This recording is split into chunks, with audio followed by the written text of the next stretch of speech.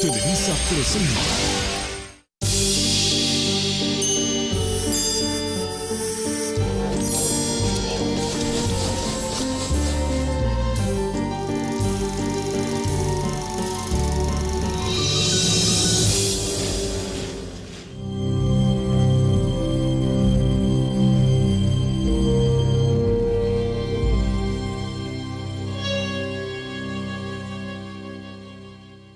Creo en principio que las creencias de los mesoamericanos, la diferencia de armas y también el hecho de que hubiera grupos antagónicos en Mesoamérica, los tres elementos influyeron evidentemente en favor de Hernán Cortés, que era muy sagaz y que se percató de una manera o de otra de las tres cosas, ¿no?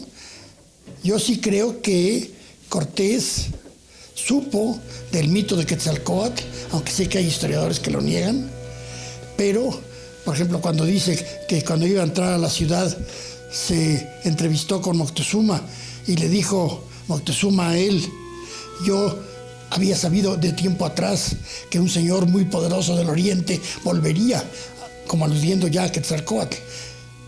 Y claro, entonces ese factor sí pesó.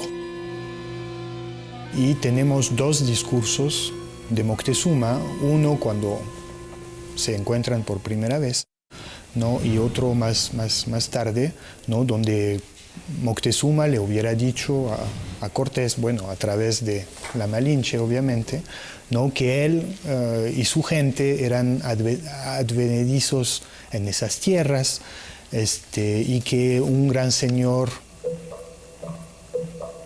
les había dado el imperio y que ese señor se había ido y que les había dicho que algún día regresaría y que por el rumbo de donde venían los españoles sabía, y por ese gran rey que le comentaba a Cortés, ¿no? Pues Carlos V, entonces que seguramente ese era este Dios que regresaba y que entonces pues le entregaba su reino, ¿no? Pero en contra de ese factor está el hecho de que después de algún tiempo los mexicas ven que ya nada de que son dioses y al revés les llaman popolocas, bárbaros.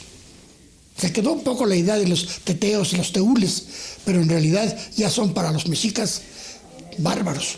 Entonces eso a la larga lo descartamos. Siempre se ha manejado en nuestra historia, bueno, es que él pensaba que era Quetzalcóatl, que regresaba por los mitos. Yo creo que los 10 primeros minutos pensó que sí, quizá era Quetzalcóatl. Al 11º minuto yo creo que ya se daba cuenta que no era tal, porque yo pienso que si estás esperando que venga este Dios tan importante en el panteón mexica, pues lo vas a recibir de inmediato, no lo quieres alejar con obsequios, ¿verdad? Vete, te mando esto. Entonces, y no solo eso, sabemos que ya en su avance hacia Tenochtitlan, Moctezuma pone escuadrones cerca de los volcanes para atacarlo y demás.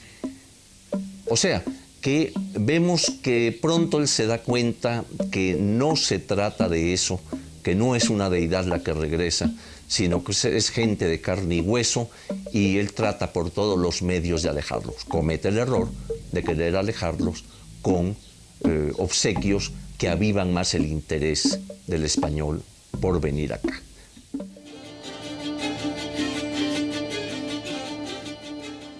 Tanto entre las fuentes españolas como en las fuentes indígenas nos dicen que a los españoles se les designó como teteo, o como, es decir, el plural de teotl, dioses. Entonces de ahí también la idea que los mexicas, los indios en general, se quedaron pasmados frente a los conquistadores y que eso facilitó muchísimo la conquista. Teotl es algo que es un calificativo que se puede aplicar a algo maravilloso, algo fuera de lo común. También es un término que se utiliza, por ejemplo, para designar el color negro, ¿no? Es decir, hay un campo semántico mucho más amplio, ¿no? Que nada más la divinidad. Entonces, que se aplicara este término a algo excepcional, pues yo creo que obviamente ver llegar gente así con corazas de fierro y sobre caballos y demás, pues no cabe dudas que eran teteo, eran gentes especiales. Moctezuma, cuando van y vienen los mensajeros y incluso le traen dibujos, ¿verdad? Para decirle cómo eran, cómo se comportan, cómo venían en esa barca que parecía un monte, cuál es su comida, cómo vienen cubiertos de metal, cómo su color es blancuzco. Ya después que fueran inmortales como dioses, eso es otro tema. De hecho, sabemos que después de capturar a un español, le pusieron la cabeza en el agua para ver qué pasaba con él, pues, con el resultado que uno puede imaginar. Entonces se dieron cuenta muy rápidamente que eran mortales como ellos, aunque al principio sí se preguntaron qué comían ellos, ¿no? Y hay un fragmento de una crónica que dice que se les ofreció carne de gente sacrificada para ver si les gustaba. Y pues al parecer no les pareció, no les gustó.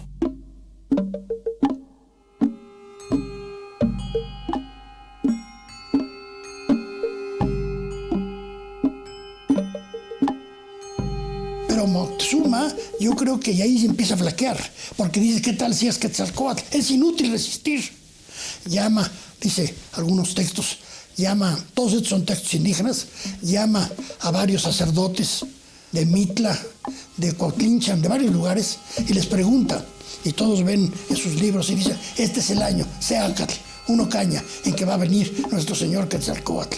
Entonces él, al final dice, se recomió en sí mismo, dijo, veré lo que tiene que suceder, no puedo impedirlo, y acepta que Cortés llegue.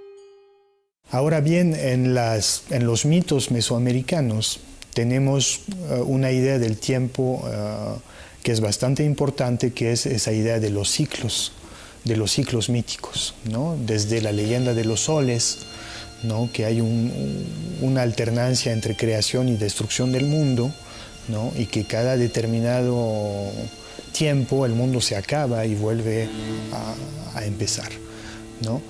Y cada uno de estos ciclos está dominado por una deidad desde el principio. Y esas deidades que alternan y que se pelean entre ellas son Tezcatlipoca y Quetzalcóatl. Y aparte, la fecha de llegada de los españoles coincide en el calendario prehispánico, es un ocaña, Seacatl, que es el nombre calendárico de Quetzalcóatl. Entonces esos elementos pueden explicar a nivel de mitos cosmogónicos que la llegada de los españoles haya sido interpretada como el regreso de Quetzalcóatl. Recordemos, por ejemplo, que tanto Muñoz Camargo como Sahagún, en fin, hay varios cronistas que mencionan precisamente cómo empiezan a aparecer toda una serie de signos, ¿verdad?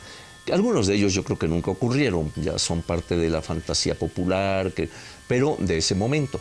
Pero otros sí.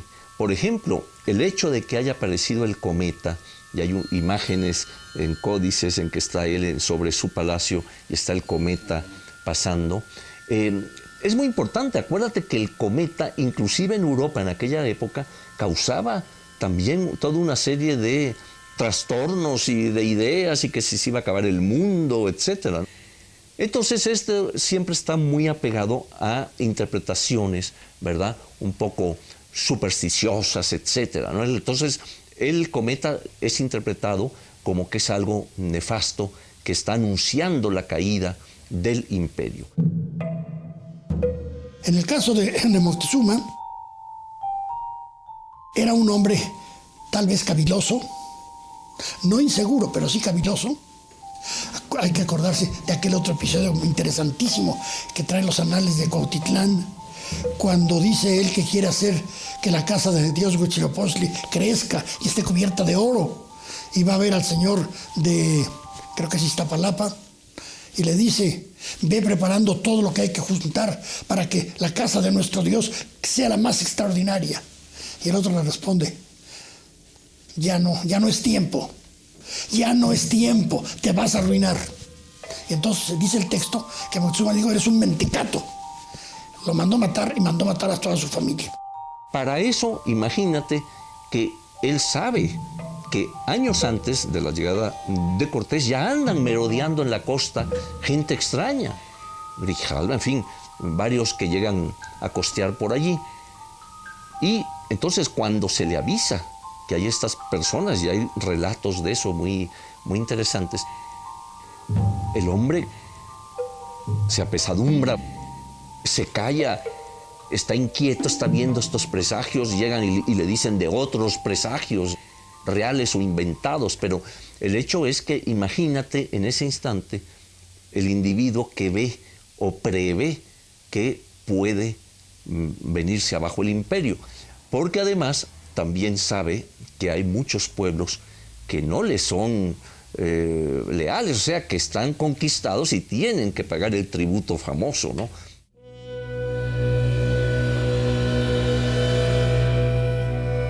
La mañana del 8 de noviembre de 1519, salió Moctezuma a recibir a Cortés a las puertas de la gran Tenochtitlan, y el conquistador hizo sonar los tambores de su pequeño ejército. Cuando Moctezuma descendió de las andas que lo llevaban, el conquistador español trató en vano de abrazarlo. Los acompañantes del emperador azteca lo impidieron, como si temieran un cortocircuito. Y entonces cuando llegaron ellos a la México Central, fue sorprendido de la población tan densa, las ciudades tan grandes y también la estructura compleja de la sociedad, de sacerdotes con sus templos, los guerreros, los artesanos y toda la organización de este gran imperio, esta gran ciudad que fue México Tenochtitlán. El gran premio para cualquier aventurero, cualquier soldado, conquistador que fue buscando de crear en este nuevo mundo una sociedad colonial, una sociedad que fue un reflejo o en extensión del mundo hispano de Europa. Él trata de alejar a Cortés, le envía obsequios cuando está en Veracruz para que se vaya. Cuando viene avanzando pone escuadrones para ver si lo atacan, pero es avisado Cortés y evade estos grupos militares, ¿no? O sea, entonces ante lo inminente ya va a entrar a Tenochtitlan, lo recibe, lo acoge en el palacio de su padre, de Axayácatl, los aposenta allí y pues me imagino que en ese instante ha de haber tenido un sufrimiento enorme de ver lo que estaba ocurriendo, ¿no? Hay momentos en los que flaquea, desde luego, ¿no? Inclusive varias de sus gentes están diciéndole, ¿no? Oye, estas gentes ya están aquí, hay que hacer algo. Y él teme, no sabe bien cómo actuar quizá en ese momento. Y finalmente el encuentro es un poco raro, ¿no? Porque Moctezuma acepta la entrada de Cortés, pero rechaza el contacto. Pone a todos los españoles encerrados en la casa de Axayácatl. Digo encerrado no, porque no hay cerradura en la época, pero así con una guardia, etcétera, no pueden salir. Entonces son prisioneros. Y una o dos veces Moctezuma viene a discutir con Cortés. Pero a pesar de la actuación muy valiosa de Malinche, que habla en náhuatl, el contacto es un poco difícil. Claro que Cortés y los españoles estaban insistiendo en visitar el Templo Mayor y hacer ahí un templo para la Virgen, y tuvieron también una imagen de San Cristóbal que quisieron poner ahí. Ahora bien, no sabemos exactamente lo que pasó ahí, porque estamos dependientes de la carta de relación de Hernán Cortés.